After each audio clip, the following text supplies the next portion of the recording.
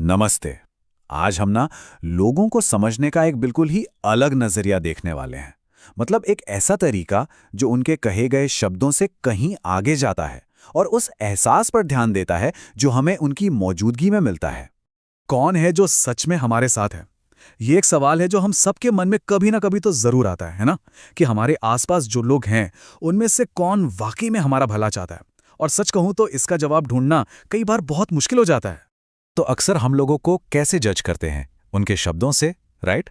लेकिन क्या हो अगर यही हमारी सबसे बड़ी गलती हो? चलिए समझते हैं कि ये शब्द कैसे धोखा दे सकते हैं।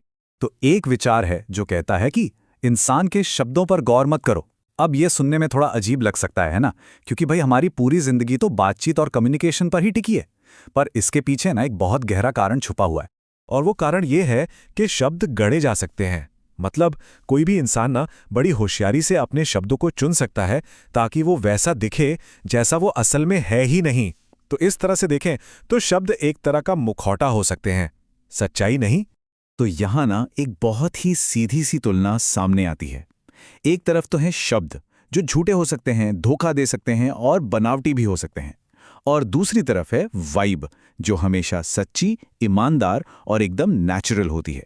तो अगर शब्द नहीं तो फिर क्या? इसका जवाब है वाइब। इसे आप फ्रीक्वेंसी कह लीजिए या फिर एक तरह का तालमेल। यही वो असली चीज है जो हमें किसी भी इंसान की सच्चाई के करीब ले जा सकती है।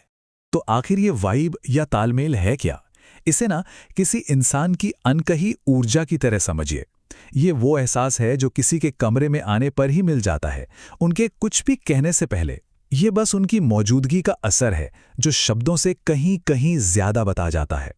और सबसे जरूरी बात यह है कि किसी के साथ जो अपना तालमेल महसूस होता है ना, वो कभी धोखा नहीं दे सकता। ये वो अंदर की आवाज है, वो गट फीलिंग है जो किसी के साथ कनेक्ट होती है। ये अपनी उस सहज वृत्ति पर भरोसा करने जैसा है जो हमेशा सच बता रही होती है। अब सवाल ये उठता है कि ये सब काम कैसे करता है। ये कोई जादू टोना नहीं है, बल्कि इसे ऊर्जा के एक सिद्धांत या एक नजरिए की तरह समझाया गया है।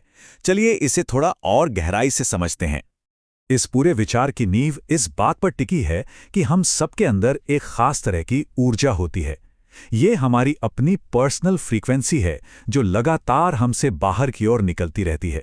तो ये जो प्रोसेस है ना, ये 3 सिंपल स्टेप्स में होता है। सबसे पहले ये जो हमारे अंदर की ऊर्जा है वो हमसे बाहर फैलती है। फिर ये अनजाने में ही अपने जैसी दूसरी ऊर्जा को तलाशती है। और आखिर में जिन लोगों की ऊर्जा या फ्रीक्वेंसी हमसे मेल खाती है वो हमारी तरफ अपने आप खींचे चले आते।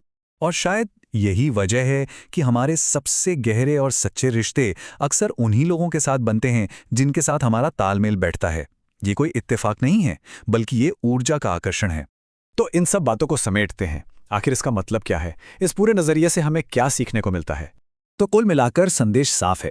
अपनी सहज भावनाओं पर, अपनी गट फीलिंग पर भरोसा करना सीखना चाहिए। याद रखिए, शब्द भटका सकते हैं, लेकिन जो ऊर्जा हम महसूस करते हैं वो अक्सर सच्चाई के बहुत करीब होती है। और हमारे रिश्ते वो कोई इत्तेफाक नहीं है, वो एक गहरे तालमेल का ही नतीजा होते हैं। तो ये सारी बातें हमें एक सवाल पर सोचने के लिए छोड़ देती हैं। किसी व्यक्ति की अपनी ऊर्जा उसे किसकी ओर खींच रही है? जीवन में वो कौन लोग हैं जिनके साथ सबसे गहरा तालमेल महसूस होता है? जरा सोचिए, शायद जवाब आपको हैरान कर दें। इस पर विचार करने के लिए धन्यवाद।